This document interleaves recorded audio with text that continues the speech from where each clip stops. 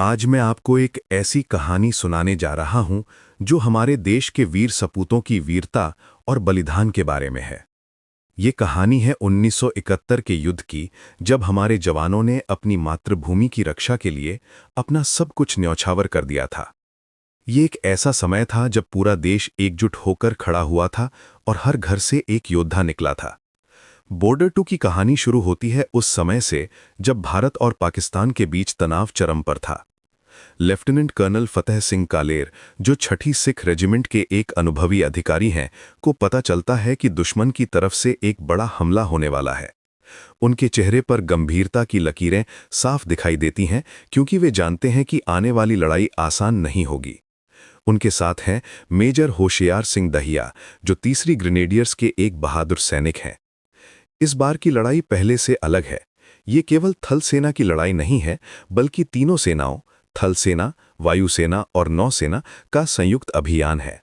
Flying officer Nirmaljit Singh Sekhon वायुसेना की तरफ से इस मिशन का हिस्सा हैं, जबकि लेफ्टिनेंट कमांडर महेंद्र सिंह रावत नौसेना की तरफ से अपनी जिम्मेदारी संभालते हैं। ये एक ऐसा युद्ध है जहां जमीन, आसमान और समुद्र तीनों जगह एक साथ लड़ाई लड़नी होगी। कहानी में हम देखते हैं कि कैसे ये चारों योद्धा अपने अपने मोर्चों पर डट कर खड़े होते हैं। फतेह सिंह कालेर के पास अनुभव है, लेकिन इस बार का युद्ध उनके लिए भी नया है। उन्हें पता है कि ये लड़ाई केवल जमीन पर नहीं, बल्कि आसमान में और समुद्र में भी लड़ी जाएगी। रात के अंधेरे में जब वे अपने साथियों के साथ रणनीति बनाते हैं, तो उनकी आंखों में दृढ़ संकल्प की चमक दिखाई देती है। होशियार सिंह दहिया एक युवा अधिकारी हैं, जिनके अंदर जोश और जुनून है। वे अपने कमांडर के साथ कंधे से कंधा मिलाकर खड़े होते हैं। उनकी पत्नी धनवंती देवी उनकी प्रेरणा है, जो उन्हें हमेशा याद दिलाती हैं कि वे केवल अपने लिए नहीं, बल्कि पूरे देश के लिए लड़ रहे हैं। जब वे घर से विदा लेते हैं, तो धनवंती उनकी आंखों में आंसू नहीं आने देती, बल्कि गर्व से उनका माथा चूमती हैं। वायुसेना के निर्मलजीत सिंह सेखों का किरदार बेहद प्रेरणादायक है। वे जानते हैं कि आसमान में उनकी हर उड़ान जमीन पर लड़ रहे अपने साथियों के लिए कितनी महत्वपूर्ण है। जब वे अपने विमान में बैठते हैं, तो उनके दिल में एक शांत विश्वास होता है।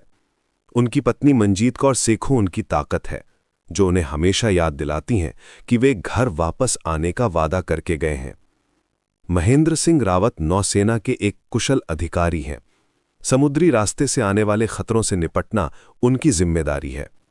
जब वे अपने जहाज पर खड़े होकर समुद्र की लहरों को देखते हैं, तो उन्हें पता होता है कि यह शांत दिखने वाला समुद्र कितना खतरनाक हो सकता है। उनकी पत्नी सुधा उनकी प्रेरणा है, जो उन्हें हमेशा याद दिलाती हैं कि देश की सेवा करना सबसे बड़ा धर्म है।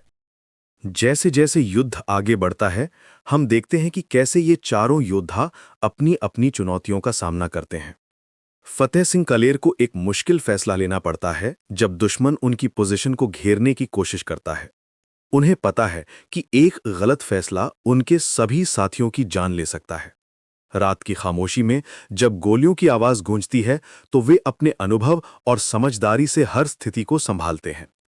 होशियार सिंह दहिया को एक ऐसी स्थिति का सामना करना पड़ता है जहां उन्हें अपनी जान की परवाह किए बिना अपने साथियों को बचाना होता है। उनकी बहादुरी और त्याग की भावना इस फिल्म का सबसे मजबूत हिस्सा है। जब वे युद्ध के मैदान में अपने साथियों के लिए आगे बढ़ते हैं, तो उनके चेहरे पर कोई डर नहीं, बल्कि एक शांत दृढ़ता दिखाई देती है। निर्मलजीत सिंह सेखों को आसमान में एक ऐसी लड़ाई लड़नी पड़ती है जहां वे अकेले कई दुश्मन विमानों का सामना करते हैं।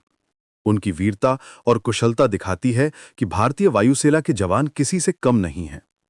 जब वे बादलों के बीच से अपना विमान उड़ाते हैं, तो उनकी हर हरकत में एक कलाकार की तरह सुंदरता होती है। महेंद्र सिंह रावत को समुद्र में एक ऐसा मिशन पूरा करना होता है जो बेहद खतरनाक है। उनकी सूझबूझ और साहस दिखाता है कि भारतीय नौसेना के जवान हर परिस्थिति में अपना कर्तव्य निभाने के लिए तैयार रहते हैं। समुद्र की ऊंची लहरों के बीच जब वे अपने मिशन को पूरा करते हैं, तो उनकी आंखों में एक अजीब सी शांति होती है।